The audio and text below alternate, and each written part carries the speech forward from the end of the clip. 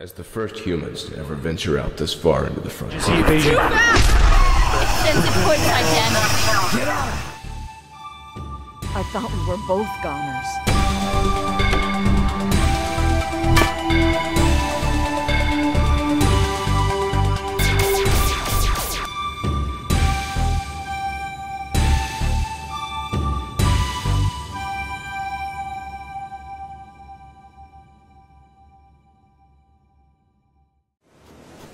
What's going on, guys? Welcome back to the DX Gamer Show. I'm Operation DX, and welcome to the 5th episode of my Planet Explorers version 0.72 Let's Play. During the previous episode, we met up with Mr. Chan and teched up once again to copper tools, and we actually got ourselves an iron sword. Chan was one of the guys that were heading off from the second camp to find more survivors from the lifeboat, but doesn't look like he's found anybody. So in this episode, I need to spend some time pretty much hunting so I can get some core currency, which is meat in this game, so that I am prepared to buy some of the stuff when I encounter some of the other NPCs. By doing this stuff early on opposed to later, it should, I hope, streamline the Let's Play when we actually get to the NPC shops later on. But this episode is largely going to be a hunting episode, and then we'll probably finish off by mining at the meteor to get to the copper. This will probably be the one exception in this Let's Play where after I finish the episode, I will continue to mine to get to where the copper is, collect all the materials I need so that I can move on, because I don't want to spend 2 full episodes mining the same ore. I think that's a little bit dry and something that I wouldn't want to watch myself, so that's why I'm going to try to streamline that at the end of this, because I know it's going to take a little while to get through all of that iron because it's a little stiffer, and because our tools aren't quite up to spec yet, it will take longer to cut through that stuff, so that's why I'm going to do that. Now, during our little hunting adventure here, I'm probably going to encounter some creatures that are far more deadly than I can actually handle, and speak of the devil, there's one on the horizon there that will just own me. You can kind of see a little bit of him poking out across the hill there, and that creature will pretty much 1 or 2 shot me, so gotta be careful. That is also an aggressive creature, so if I step into his territory, he will come after me. Ooh, and he's turning in my direction. So there is a good chance that I'm going to... Oh, this is kind of an interesting situation. So we've got a greenback with one of the other creatures. I'm actually going to kind of flank a little bit here, and I'm going to watch that fight. Now, before I head back over there to check that out, I'm actually trying to be opportunistic here and see if there's any other creatures I can hit along the way. If I manage to sneak in there and grab all the materials left behind on one of the creatures that doesn't win that fight, I'll actually be in a pretty good position. I'm kind of hoping that the greenback wins this fight, as he is a passive creature and won't mind me walking up there and snaking his food. I may even want to consider rolling up on this fight here and attacking the aggressive creature to tip it in the greenback's favor. Let's just kind of see what happens here. Unfortunately, we can't really get any indication of how this fight is going. And I'm just going to I'm going to risk it all and try to help the greenback. Ooh, I immediately aggroed this guy, and he's going to knock probably me out. So he hit me once. I can probably take 2 shots from this guy, and I will be out. Yep. He smoked me, and now I've fulfilled the doctor's side quest. I'm going to use my revive shot. When you use a revive shot, you get most of your health back and a quarter of your stamina back. So it's not like the be-all, end-all thing. You have to eat some food or rest to revive, and ooh, I'm gonna die again. I'm doing my best. It's close, but my iron sword isn't quite cutting it, so I'm gonna need to revive one more time, and I'm going to need to use a healing kit, and I should be able to take this guy down. He is such a beast. I think this is actually one of the creatures I have to fight later on to fulfill a hunting quest. There we go. We got him, and this guy has a ton of stuff on him. Surprisingly, not very much animal fat. He had a good chunk of meat on. He actually has some bones, which is used for making fertilizer, I believe. I don't know if there's any other use for bones. Maybe for crafting an armor set later on. Not 100% sure about that. I have to check that out. All in all, I think that was a worthwhile venture, as I gave myself a pretty good leg up with all the meat there. And you can see that this sword isn't like really, it's not weak. I just took that creature out in a couple of hits. It probably almost one-shot some of those other guys. So the sword does a decent amount of damage. It's just that other creature I just fought was ridiculous. We're definitely not going to take these green shooty creatures on quite yet. I'd prefer to have a firearm to do that. And in fact, I may never even engage those guys. I do like to take the greenbacks down because they are worth a ton of meat. But unfortunately, just like the other creature that was pretty much half dead when I engaged him, they're just so powerful. So we will need a gun or a bow. Probably a gun. A bow just doesn't shoot fast enough.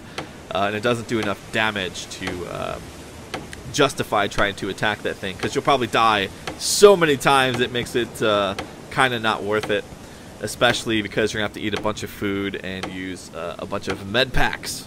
Another reason why I really wanted to go on a hunting safari during this particular episode is because I want to buy the rifle off of Chen.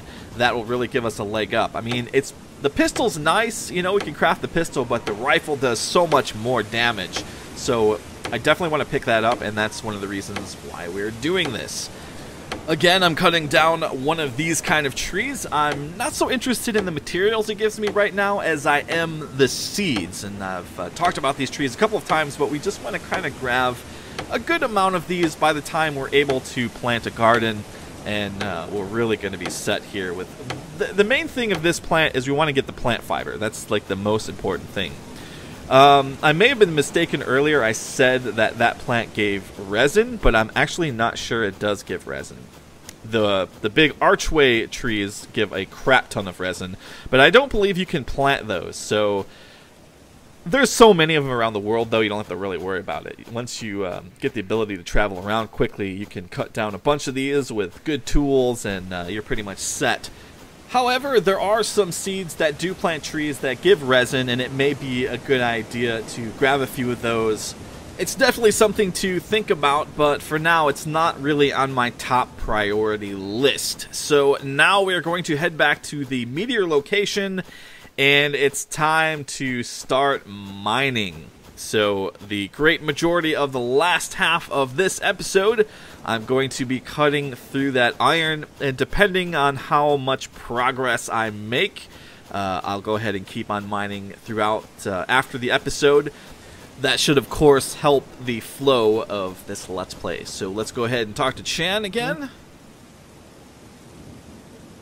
I'm in the process of developing something I call the Monster Beacon, but I need some animal samples. Can you help me get some? An idea of service.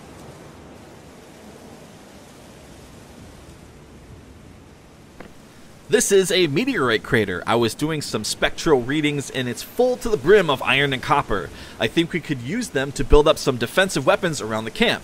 You think you can help me? Gather 30 units of copper, 20 units of iron, and 10 units of tin, and I'll teach you how to build sentries. What do you think? Ah, yes. I actually forgot about this. We need those sentries for a quest later on, and we've actually already collected all the iron we need for the first part of this quest, but we haven't quite hit the copper layer yet. So it was actually good that we've gone through this iron to get to the copper, because we definitely need it. So we got some mining to do. This is probably going to eat up the rest of this episode.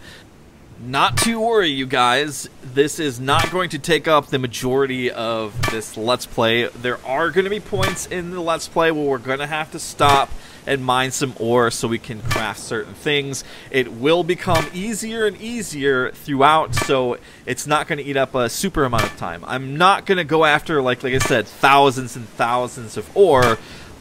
I'm just going to collect the stuff that I need throughout. But I also want to show this part of the game because it's an important part. It's a big aspect of the game, is doing these kind of things. And I just love the advancement and like the cooler things you can do later on in the game. And that's also why I want to like not fast travel and stuff. I want to like show the progression of how you travel around in the game. And it's a cool thing when you actually get to the higher tier stuff. So I want to kind of, you know, emphasize that kind of stuff while we're in here. Ah, yes, and the awkward lighting phase begins as we scoot a little bit inside here. I really do hope they kind of change the way the lighting works when you're in caves. And like I said, fortunately, we picked up that headlamp from the dock, and that helps a little bit. But I think to kind of help things here, I'm probably going to drop a torch that'll definitely light things up, because in the darker parts of this game it gets really, really dark and you can't see a lot of stuff. One of the things that kind of like annoyed me a little bit when I watched other people's videos on Planet Explorers was they were walking around at night or flying their vehicle around at night and you can't see anything. I mean, you could turn the gamma up on your monitor, but it gets really too dark, and that's another thing I want to try to help. Like I said, I don't want to do a lot of nighttime stuff because you really can't see very much, and I think that's a crappy thing for me to do. So we will be sleeping at night and traveling by day. Just another thing that I actually mentioned on the forums of Planet Explorers is I would like to see more craftable light stuff in this game. And I was kind of saying how it would be cool if you could stick your battery in there and it would run for a certain period of time, that kind of thing, and you can swap batteries and stuff. That would be kind of neat. As for the moment, we have like these like light sticks that light up when it becomes nighttime. They're not helpful at all when you're in the caves. And then we've got these like light blocks that are pretty cool, and they seem to be like infinite. They just kind of run forever. And then, of course, we have basic torches, which go out after a certain period of time. Now, as far as that kind of stuff goes in this game, again, it's like the best I've kind of seen. So, you know, in Minecraft, you place a torch, the torch is lit forever. In this game, the torches burn out and they're gone. And that's cool. I like that. It's a good thing. All those small little touches add up in a big way in my book, and I personally think that this game has a lot of those small touches, and it's really cool. See, so as you notice here, as I'm digging through this cave, we're not digging out blocks like you do in Minecraft. The land slowly deforms as we make kind of like these, you know, spherical or whatever kind of shape as we move through here, and that is so cool, man. That's why I say this is like one of the small aspects of the mining in this game, and it's like the best I've ever seen, really. Between the scanner and the way you mine and how you carve things out, it's beautiful. I love it. Another thing that's really cool is you'll notice that right now we're just beating on some iron, man, and it's taken us a long time to get through it. Some of the other materials it doesn't take as long to get through, like the rock and marble. We can actually cut through that a little faster than we can iron. Iron's just really tough to get through. Even with a high tier pickaxe, we would have a hard time getting through this stuff. That is why at the moment our progress is slow, and we have a ton of iron. We've fulfilled the quest many times over, but we need to get to that copper. Probably gonna have to take a look at the scanner in a second, but I can actually see a little bit of copper peeking out in front of us, so we're kind of cutting through. So we got a little bit of grass or dirt in front of us as we're kind of breaking through this layer. The iron is kind of like in a shell. I didn't really show it on the scanner, but it's like this big shell of iron, and we're just breaking through right now. It's pretty crazy.